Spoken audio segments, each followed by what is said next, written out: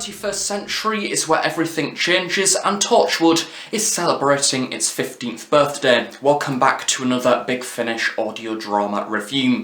In today's review, I'm going to be taking a look at the first release of the Torchwood main range for 2021. It is, of course, Coffee, as written by James Goss. This release features Gareth David Lloyd as Ianto Jones and is available to be ordered on the Big Finish website now. The physical CD is £10.99 and the download is £8.99. There is also additional details on the Big Finish website, as well as a trailer that can be listened to.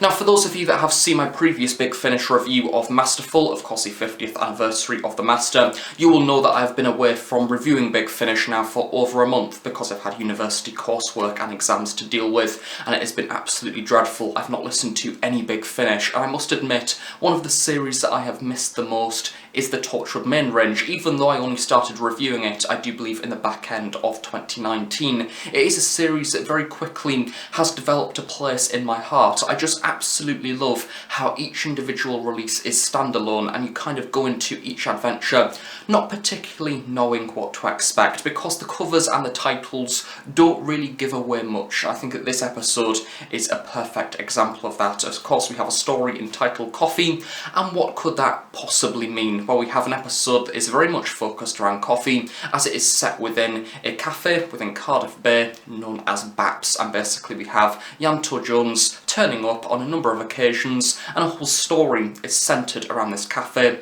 and its development through time. Now, as I mentioned at the very start of this review, it is of course Torchwood's 15th anniversary, and that was something that I completely forgot when going into this release.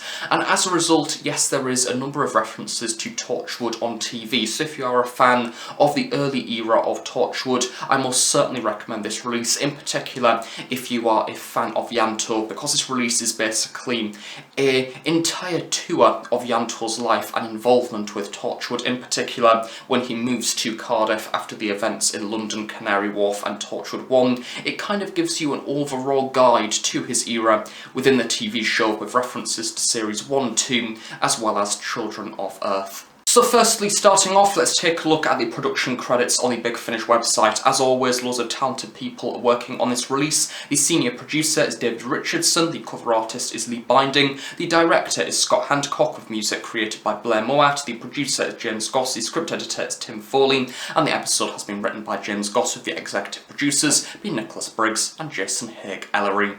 As always with the Torchwood main range, I'm absolutely blown away with how this episode has been designed. There's something really satisfying about the Torchwood main range and the design overall for each individual episode. Of course, we've seen lots of environments over the different releases within the range, some very clinical, some very unusual, the likes of the Three Monkeys, pretty much set entirely within a car. And then we have this release which is set within a cafe, and we don't particularly see too much beyond Cardiff Bay throughout this story. If anything, the events come to Cardiff Bay, and we have references to other adventures going on at the same time. I think the way that has been done is very effective, because the way that I'm going to describe this release is not one coherent story. If anything, it's kind of like add-ons and chapters to pre-existing Torchwood adventures. It kind of exists when attached to other stories. So for example, say between Torchwood Series 1, Episode 2 and 3, maybe Yanto will go and get a coffee, and as a result we have a scene within the cafe. Then likewise he may go to it a little bit later on in the season,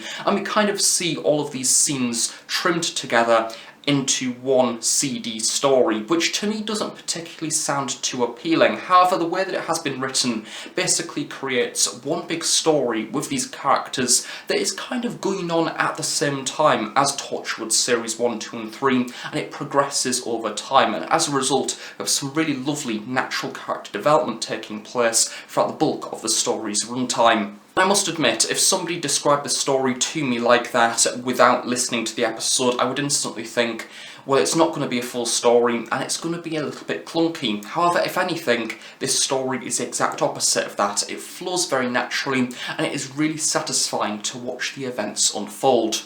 So as always with the Torchwood main range, the cast for this story is in fact very small. We have Gareth David Lloyd as Ianto Jones, who we will come back to in a little bit because you all know who Yanto is by this point. However, more importantly, we have David and Kathy as portrayed by Sean Chambers and Sarah Griffin. And basically they are the owners of the cafe, or at least David is. David has in fact suffered the loss of his mother. He doesn't know where she is, she's gone missing, and we have him trying to track her down throughout the bulk of the runtime of this story and coming to terms with that loss, as well as the many losses that happen around Cardiff during this time. Then we have Kathy, who has basically moved to Cardiff because she believes that she has fell in love with someone. However, that relationship doesn't work out, but she doesn't have the money to move on from Cardiff, and as a result, she kind of finds herself stuck within Cardiff during this period. And as we see throughout the runtime of this story, even though she stays and even though she kind of dreams of moving on, she finds her place within Cardiff Bay,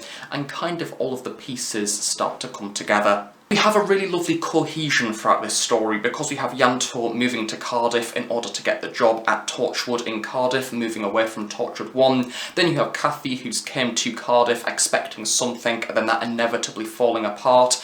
And then you have David, who is looking for that future, trying to find his mother once again, but realising, coming to terms with that loss, that perhaps he doesn't need to track down his mother, and perhaps those events were in fact out of his hands entirely and he needs to progress and move on with his life. All of these thoughts and all of these emotions and developments with these characters are taking place within one environment, and that is Bapps the cafe. And basically we see the cafe itself also developing throughout this time and changing in order to suit the rapidly changing environment that Cardiff Bay sees throughout this time, with new people arriving, with the opera house opening. They start to have very different customers within the cafe, and they need to adapt in order to stay alive. One of the things I absolutely adore about this story is how domestic and real it is. Basically, this entire episode apparently comes from a scene within the early series of Torchwood where Captain Jack first meets Yanto, and he is holding a mug. Not a travel mug, not one that you normally get in Starbucks and Costa,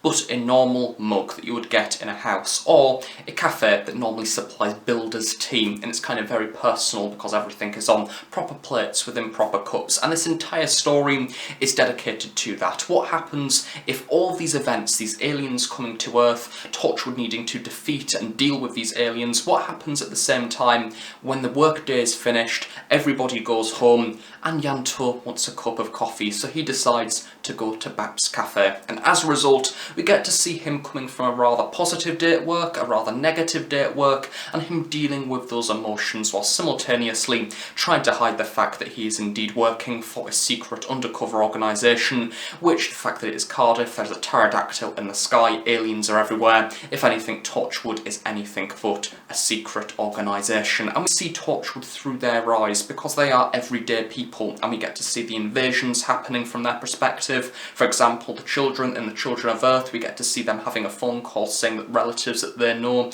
and their children are just chanting in the school playground. Likewise, we even get external references to the Russell T Davies era of Doctor Who as well, including Harold Saxon and the Dalek invasion of Earth at the end of Doctor Who Series 4 with Journey's End and Stolen Earth, and how that impacts these people who are owning this very small cafe. Inevitably, the cafe gets blown up multiple times throughout this story, but it is packed with references, and to be honest, it is a joy to listen to. And it is why I love James Goss's writing, because James Goss can make a story out of anything. I know that people always laugh at Big Finish for creating random spin-offs that you wouldn't expect. I myself joke, oh, they could make 4 whole series box sets out of that. But here we have a story that is essentially a Torchwood spin-off focused around a cafe. And all of that has originated from one singular mug, and from there we get to see the development of the characters of Kathy and David and their relationship blossoming over that time. At the very start of the story we have David believing that aliens are involved in absolutely everything, and Kathy is rather reluctant. And as we see throughout the bulk of the runtime,